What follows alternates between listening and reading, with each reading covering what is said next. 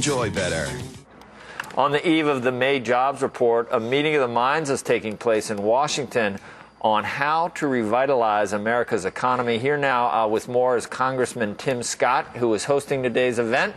Congressman, welcome. And Honeywell chairman, friend of the show, neighbor of Jim Cramer, and the CEO of Honeywell, David Cody, one of the participating executives. Great to see you both. What's on the docket? Congressman, I'll let you start. Certainly. Thank you very much. This morning we'll have an opportunity to bring the stakeholders of the economy together with the decision makers of Congress and hopefully start a realistic conversation about topics such as repatriation. Here's an opportunity to bring overseas profits back to America and create more than 1 million jobs. And you could almost do it overnight. Yeah. David, you're a free market guy. I even think you're a Republican, but you've dealt closely with the Obama administration for years now. Are you getting anywhere with free market type stuff, pro-business stuff? Well, I'd say right now there's. Is that a yes? No, there's a real kind of You're not gridlock. going to answer that. You're not going to answer that. All right. No, there's a real kind of gridlock right now, and it involves both parties. And this is one of my frustrations as a businessman, is I've always viewed business as the source of productivity and standard of living in the U.S., and we need government to both enable and regulate, and we need both parties working together to make this happen. And right now there's just gridlock. Nobody's really doing any of the work they should. But you think that at this point, all parties, both Congress and the White House, understand that a lot of jobs, a lot of tax revenue, a lot of things that underpin an economy come from business, right, David? They know that now? I believe that's true, and I believe that both sides are oftentimes most comfortable as long as they can blame the other. And it's almost like saying, I'm happy as long as the hole is on your side of the boat. And, of course, that doesn't work. We're all in this boat together. Well, they need to work together. David, I don't know about that. The latest thing is private equity is apparently the latest bogeyman in the economy. Before that, it was health insurers, oil companies. What am I forgetting? I mean, banks, fat cats. I mean, it's always somebody, Cody. I mean, if you said all these places pay taxes and hire people. Well, I don't know what else to say. Both sides need to work together. That's where I'm counting on the Congressman Scott to help us make it happen. What do you think, Congressman? Are you going to be the liaison? Well, today is a good day for us to find common ground between Republicans and Democrats in the business community. There's no question. I've invited my good friends on the left, and we may have a panelist or two that happen to be Democrats, and perhaps David will have a chance to talk with Hanson Clark from Michigan and other folks who believe that it's time for us to come to the same page and the same conclusion that we can put Americans back to work by basically dealing with the inequities in our tax code and talk about the regulatory environment that created 79,000 new pages of regulations with a compliance costs of over $90 billion. It's time for us to put partisan politics on the side and start creating jobs here in America, because I believe the best is yet to come for this nation if we learn to work together. You know, Congressman, there are two ways of approaching it. One is that the government needs to enact policies that create jobs, and then there's another side that thinks maybe the government just needs to get out of the way of business so that the businesses can create jobs. And when two sides are diametrically opposed like that, that's why we're not getting anywhere. Well, no doubt. I mean, the bottom line is that if you think that the government creates jobs, you're living in an alternate universe that doesn't really exist. If you think that the government can destroy jobs, then you're living in America, because there's no doubt that we can, in fact, destroy jobs. But if we step out of the way, folks like David Cody, Patrick Doyle at Domino's will be in a position to create jobs in this great nation.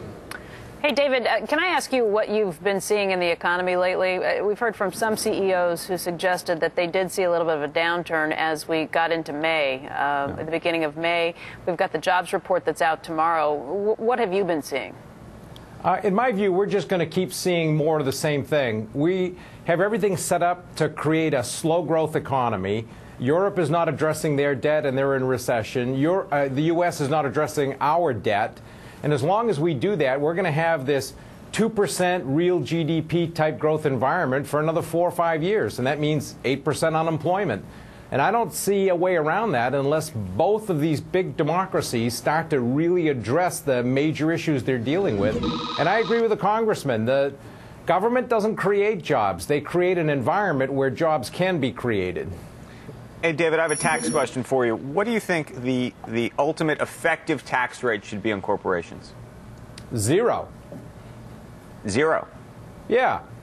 The problem is, from a fairness perspective, nobody would be able to stand it. But at the end of the day, if you look at where jobs come from, they come from companies. Oh, man. And if we wanted to create the most effective foreign direct investment pipeline you've ever seen, we would have the lowest rate possible. I'm taking credit for now. I'm hearing like a symphony. Joe's going crazy here. I'm hearing a symphony. I got you finally. You're coming out of your shell. I mean, we do need to compete with businesses around the world too, right, David? I mean, if they have a much lower tax rate, isn't it in everybody's best interest for our businesses to be able to compete best or as much as possible with our competitors? Correct. Absolutely right. And that's why the territorial system that the Congressman Scott mentioned earlier, absolutely a piece of that.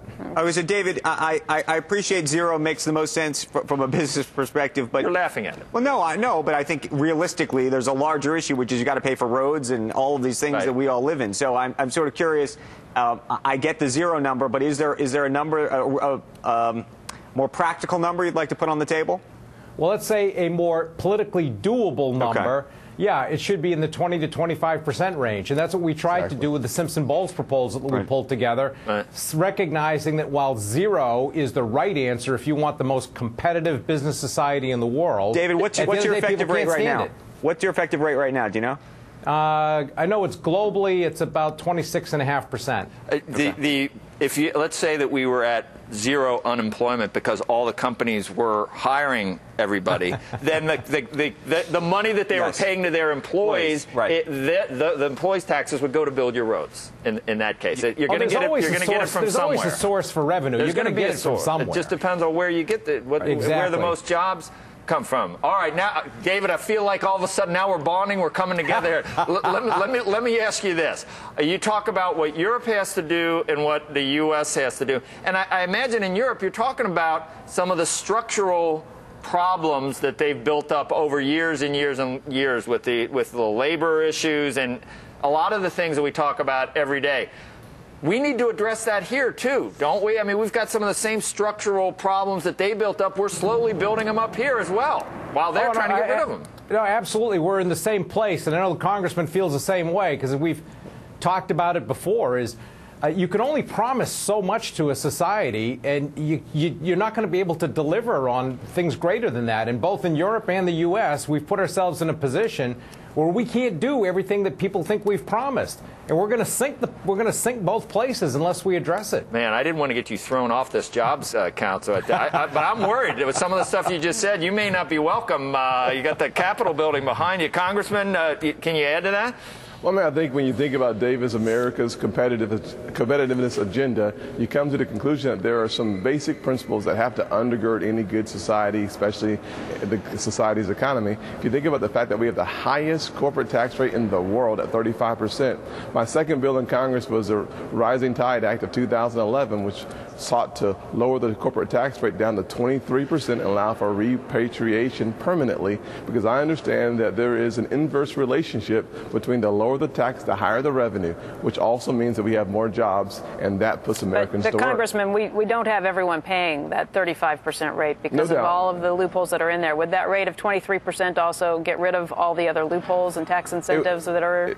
It certainly would address some of the loopholes. It would not eliminate all of them, but the bottom line is it would create a parity within the corporate community where we'd have people paying closer to the same rate versus having some paying 2% or 0% and others paying 35% plus state taxes on top of that rate. Yeah, David, we don't know at this point still how to compare our tax rates, or Congressman, our tax rates to global rates, because we say we have all that, but is it over there, if it's, let's say it's a 15 or 20% rate in a country, do they have write-offs as well that lower even their effective rate more? In other words, what is the apples to apples comparison?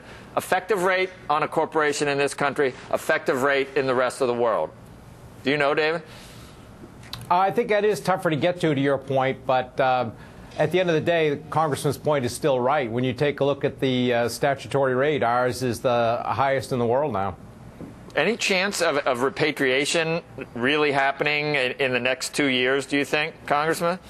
I think we're getting closer to it without any question. I think the president in his last 2 State of the Union addresses have suggested that he would like to see a lower corporate tax rate, which I believe he hasn't put anything behind it. We like what he says, but not what he does. I think we find ourselves in a better position of having more common ground to work from if we start with repatriation and then go towards the corporate tax rate and closing the loopholes to help us get to that number. Congressman Scott, this is Curtis Arledge. How are you? I'm doing well, Curtis. Thank you. I have a question for you. I'm curious. We talk a lot about, the Fed has lowered rates. We've actually tried to measure the rate impact of quantitative easing somewhere between 150 and 200 basis points. I'm just curious if you guys talk about what the tightening impact of regulation has been, especially for small businesses. Think about just the credit system not working as well as a result of the regulatory changes and the strain that it's putting on lenders to small businesses. Yes, it's created an amazing challenge in the small business community. I was an entrepreneur for the last 14 years. When I talk to my friends who are still doing it, they say regulations and legislation like Dodd-Frank is really stopping them from being able to do anything called lending and or borrowing. If you look at the impact on my district, we had one builder who wanted to go into business, went through 27 banks to try to find a loan with a Beacon score over 800. It's quite difficult because they want so much skin in the game in order to even get a loan.